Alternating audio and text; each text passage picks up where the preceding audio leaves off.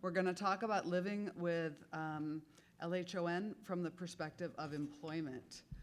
Billy and Lindsey have very interesting perspectives to share on the topic. Billy Parker is with the National Industries for the Blind. NIB is the largest employment resource for people who are blind. Billy attended our conference here 2 years ago, and I wanted him to be here again this year for reasons he'll share with you. Please welcome Billy Parker. Thanks, Lisa. Happy to be back here again, and apparently I need to change my diet drastically.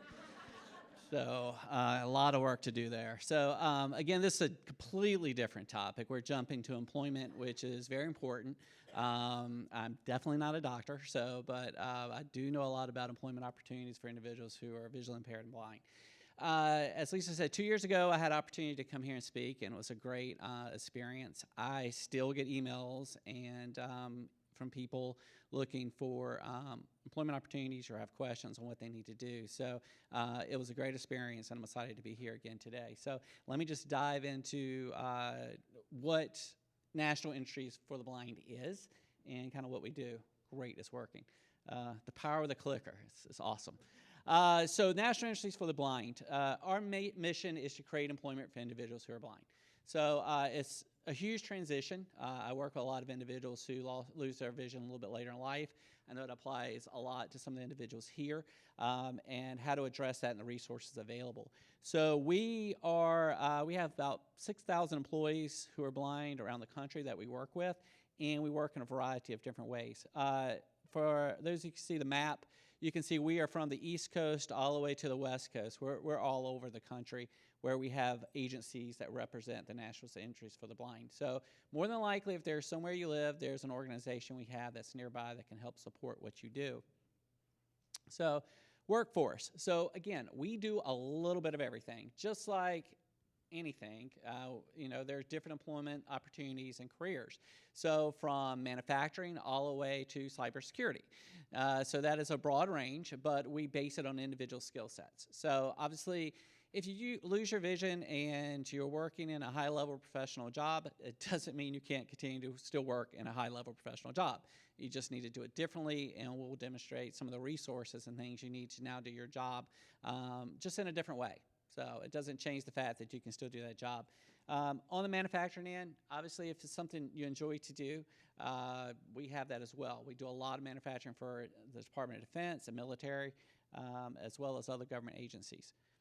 So our capabilities and services, we do a lot of different type of programs and do training programs to support this employment, ranging from contract management, where we close contracts for the federal government and employed a lot of people across the country, to 508 insurance and administrative support with different levels of jobs.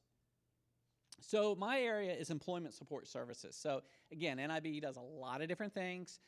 My area is really to come in and support individuals who want to go work, either upward mobility or transition careers, or just having a complete transition on what they want to do in life.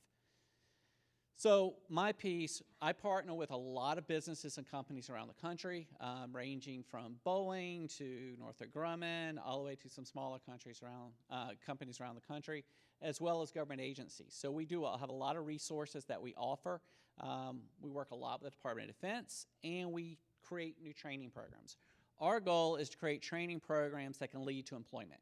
So the last thing we want to do is create a training program that seems good and it's easy to navigate through, but there's no job at the end. We focus on training programs that have employment connected to the end. So our contract management support program is one of those, and I'll get into that a little bit more quickly here. So that program's really designed to close contracts for the federal government. So we have teams of individuals around the country who work on contracts. A lot of business majors to do this type of work.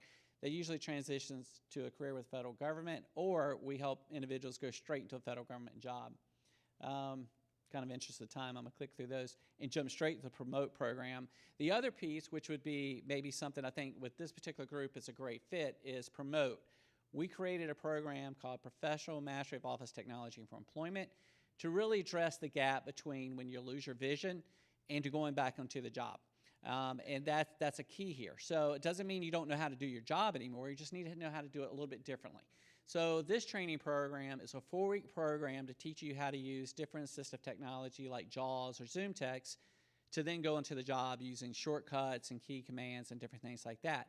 So when you go back on the job, yes, you're still using Microsoft, you're just using it in a different way. So this will help you be able to go in and still be able to navigate your job just like you previously did. There's a lot of benefits with that I just kind of covered. Cyber security is something we're looking at as well. Again, this is a tricky one, but if we have a lot of individuals who are in IT and like that experience, we have that as an option. So that's something you might want to consider as well. And then the most recent program we put in play is our sourcing program. It's basically recruitment. So, I know everyone said, what's sourcing? But sourcing is basically recruitment, where huge benefit with this, we've partnered with a company called Orion and the Sourcing Foundation. So we can train individuals how to be really good, professional recruiters and go in and this is a career that's definitely advancing with the job market right now. The key to this, it can be done remote. So you can work from anywhere in the country and you don't have to travel to an office location, which, transportation is always a huge barrier when it comes to employment. So this has been a really good opportunity. We launched a pilot April 29th. We're about halfway through. We're going to end in August. And after that, we're going to go into another program following the pilot to kick this off again. All our training programs are free, so any individuals interested in participating in it is free of charge. So that's a little bit more sourcing. So like I said, I was kind of power through here because I want to leave plenty of time for questions and kind of share. Lisa mentioned earlier, a really good tie-in to coming back 2 years later. So when I spoke to the group 2 years ago, I met a lot of different people after and had a lot of really great conversations with the transition. In particular, with the LHON, I know it's quick, it happens fast, and it's sometimes a complete surprise. So, leaving the job force and getting back into it is quite a transition, and this is something we can address. So, for example, if you need the additional training or whatever, we can provide that. So at the last conference, I talked to actually a mother after the conference and who son had recently was diagnosed with LHON, and they were going through that. So, with opportunities and so forth, probably about a year later, I heard from the same contact and mentioned that her son was ready at that point. It was a transitional point to go back into the workforce and trying to determine what was a good opportunity to do that. So we went through a lot. I talked to her son, and his idea of what he wanted to do was completely different than his mom's. How shocking is that? So, but it was great because I was able to identify, okay, this is what you want to do. I've got it. So I knew an agency that we worked with that was doing a similar type of job that he was interested in, and was able to reach out to that agency and kind of connect the dots. Here's his resume, this is his background, this is what he does, this is what he wants to do. And that agency pretty quickly made a job offer. Now, the bad part, he lived in New Jersey, this was in Seattle. Mom's not so happy with me, I'm sure, but he really likes Seattle. So it's been a great fit. He's been on the job a little over a year, working actually on assembling bowling parts for the plane. So it's a pretty cool job. It's something that has a lot of opportunity to expand. So we had a direct connection and hire based on the talk 2 years ago. And again, I've talked to a lot of other individuals that have been enrolled in some of our training programs and looking to advance their career. Bottom line, look to us as a resource. I know it's a lot going on. You're taking on a lot of different information throughout. It's a fire hose, I realize that.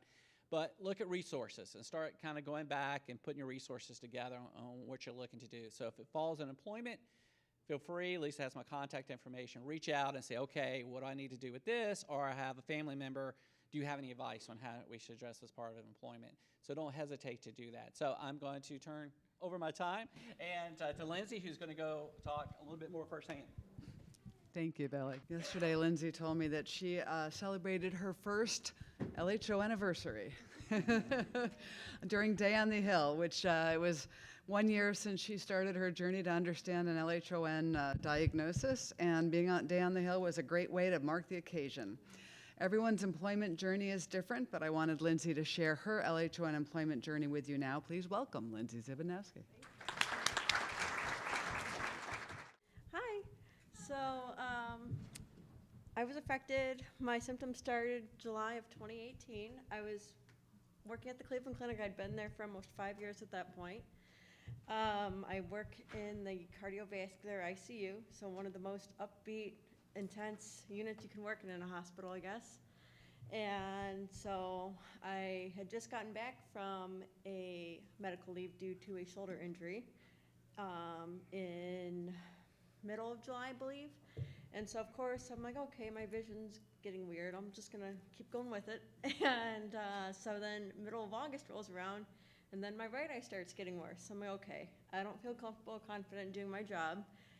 For the sake of my patients and myself, I'm going to take some time off, thinking, oh, I'll be back in a month or two. 9 months later, I finally came back. It was a long process and everything, but I loved my job enough to be willing and focused enough on wanting to go back. I work with some amazing people who kept checking up on me and saying, hey, when are you coming back? I'd heard about OOD, which stands for Opportunities for Ohioans with Disabilities. And basically what they do is they're like the, each state has something like them. Ours just happens to be called OOD. They basically help you get back to work or find another place of work. They basically do your job. They helped me. I worked with a caseworker there who kind of helped me, I guess. I basically had to coax her along. The one thing I will tell you guys, if you are trying to get back to work, it is a long, frustrating, drawn-out process. There were many, many times where I was like, maybe I'll just find something else. But no, you just got to stay on top of these people, follow through with their meetings, and stay on top of them because they would go months without communicating me. So we started the process with them in October. I did have surgery in December, and then so had a couple months off, and then I officially went back in beginning of June of this year. Like I said, they are very hard to, well, they're easy to work with, but just a long process. They will help you get the devices you need to go back to work. They will also help you find a new place to work. They will pay for everything. They also help with orientation and mobility and everything like that. They gave me 2 amazing, expensive devices, but I did not have to pay a thing for them. The store they worked with is called Magnifiers and More. It's out in Mentor, Ohio, but they do have an online website. They have a store there. The lady who works there, her name is Deb. She's absolutely amazing. She's the one who helped do my my testing to see which devices would work best with my job. And so with the 2 devices, we picked out an HD called Explorer 5 magnifier. So I basically hold it up to whatever I need to see, and it zooms up to 22 times, which is amazing, and helps me see things better that way. I also was given the OrCam, or the OrCam 2.0, which it clips onto the side of any pair of glasses. These are the glasses I usually use. These are also 17 times magnified, so these help immensely. I got these from the Cleveland Sight Center. But all the devices are paid for. You don't have to worry about paying for these. As long as they know you're going back to work, you just gotta keep following up with them. It can work. The newest edition that just came out is all Bluetooth, and you don't have to charge it that often. Clips up to my glasses. I'll plug it in maybe like once every other day, once a day, depending on how much I'm using it. But I can point at a patient label or a medical device or whatever I need to be read to me. I have a pair of headphones, so it will read it to me, and it won't be out in the open, so no HIPAA violations. I did work with my HR people and my nurse management team a lot, and they were very willing to help me. I still do the same job, but just a little bit modified. I still do patient care. I'm just not able to pull as many tubes as I was able to do before and do as much, but I'm still there helping and taking care of the patients and seeing all the cool, crazy cardiac care stuff. So yeah, if you guys have any questions, my email, phone numbers, everything's on there. I'm on Facebook. And I have brochures for magnifiers and more, and I also have all of my devices with me if you guys would like to come check them out. I'll be here until tomorrow night, so let me know. Thank you. Thank you, Lindsay. While we're on the topic of employment, just any other comments? I know it's a lot of different folks in the room are approaching employment from different perspectives, and I was just hoping if anyone else has any other employment stories of, maybe how they or their loved ones have found employment, gotten employment, tips, tricks, ideas, things to offer the community in your own employment journey.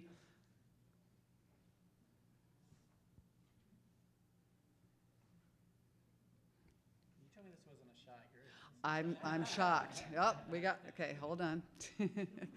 I'm not surprised Marcy's not the shy one. Yeah, Marcy. I just kind of want to reiterate what Lindsay said. Your local agency, you do have to stay on them. I live in South Carolina, so my adaptive equipment that I get came from South Carolina Commission for the Blind. And, they have high turnover, state agency overwhelmed, and you do just have to stay on them so to provide what you need. And the frustrating thing was with adaptive equipment from them for me was, okay, they're like, okay, well, we gave you your Zoom text. You're able to do your job because my job's on the computer, and then they close my case. Well, it's like, I'm not getting my vision back, and technology is always changing, so it's really hard to find out what new technology is coming out. This little magnifier I have right here on the table, this actually came from my job. So, and then that's the thing. So you do have to stay on them. Don't give up. There is things out there. There are resources out there.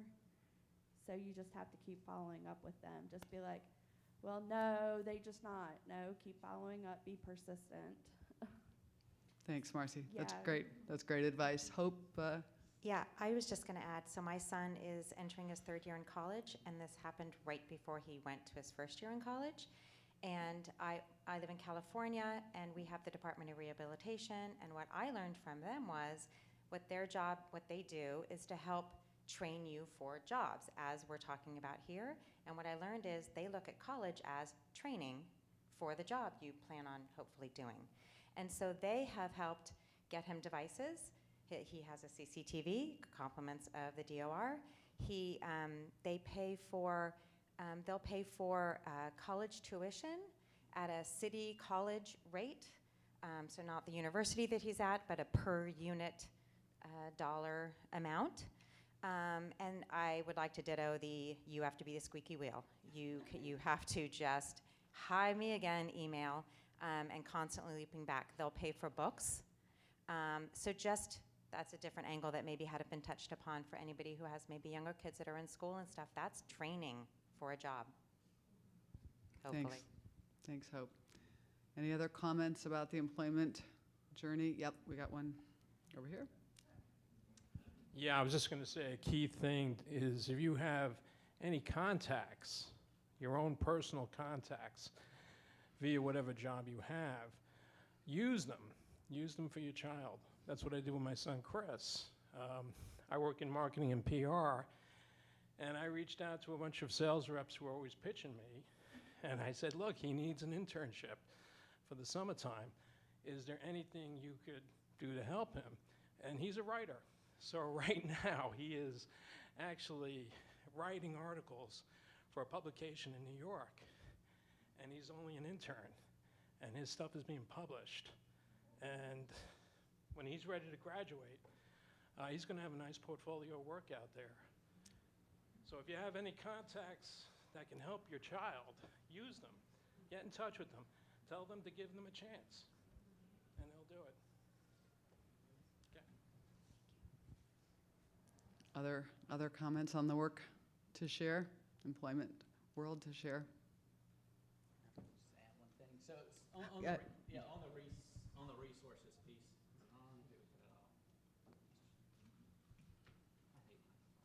How about that? Okay. Perfect. On the resource piece, as you guys said, it's a lot of resources out there, but it's overwhelming. I know you go to voc rehab, and then they tell you a bunch of stuff, and that's really confusing. And then you go to something else, and that's really confusing, to something else, to something else, to something else. So, utilize all those resources to the best you can. Use your network. We're another resource on top of all the others, but one thing we do pretty well at National Ministries for the Blind, we can help navigate that process for you. So if you just want to touch base with us and say, okay, where do I need to start and what I need to do, we can help facilitate that process, because we get it, it's completely overwhelming, and everyone's situation is different. But as everyone talked to, definitely use the rehab piece, but you do have to be, persistent, because they are busy and they're stretched thin, but utilize it. It's a lot of good resources. Use the equipment and technology. Technology is the great, balancing thing within the community right now. So, 10 years ago when I started NIB, we were able to jump into services and jobs that weren't available before because of new technology. And it keeps getting better and better and better and better. So, but if you don't know how to utilize that technology, it's not going to help you. So don't be afraid of it. I'm not an IT guy by any means, but you have to, embrace it, because it will level the playing field. It sounds like it's worked for Lindsey pretty well. She's utilized it. Yeah. And the org is completely a different type of technology, but it works. So, and it's changing every day. So, as you're navigating it, don't be afraid to use NIB or LHON community or whatever resources you have. Just ask the question, and then just keep pushing forward with that. But use your resources. That's the best way to move forward, if you're particularly on the employment end and making that transition. So. Billy, I had one question. You were talking about the training that you do for people on various equipment. How does that compare with if somebody uses like their local Department of Rehabilitation? Like, does somebody from California come live in DC for a month and get trained, or is it a local resource, or how does that work? Great question. So the program we designed is to make sure it meets the need that the local voc rehabs cannot. So it's more an advanced level training. The problem we kept seeing is individuals go to the local rehab and they can learn how to navigate their email and do some basic things, but they just didn't have the bandwidth to go deep into now how to navigate Excel, how do you make a meeting request, how you do your PowerPoint presentation, all the things you would need to do on your job. So we developed the Promote program. So what we did to address Lisa's question, we have agencies that are certified in delivering this training. So we have one in Pittsburgh, we have one in Texas, we're developing others right now. So the 4-week training is usually 2 weeks. The one in Texas is 2 weeks remote, and then 2 weeks on site in Tyler, Texas. Which is great, because you have to, it's really, you have to dive in fee first to get this information. But those trainings would be on site. But we do coordinate with the voc rehab. So if you want to take the training, you work through rehab and let us know, and that helps fund the training to go through the process. Great, thank you. Thanks again, Billy and Lindsey. Really appreciate. Yeah, Marcy. Is that something ongoing, or is it okay, you help and then it's done? Because like I said, my state agency, once they were able to get me to do my job, they closed my case. So is NIH something? NIB, close. Getting It's it too many confused with Day on the acronyms. Hill. Yeah. Is that something ongoing, or is that? Great question. It's definitely ongoing because it always changes. So once you go through the program, there's a connection with the community. So we even have a LinkedIn community with anyone who goes through the training, because technology changes. So you come up with one version, a new version comes out. So it's absolutely, once you follow it with that, for sure. Great. Thanks, guys. Thanks again.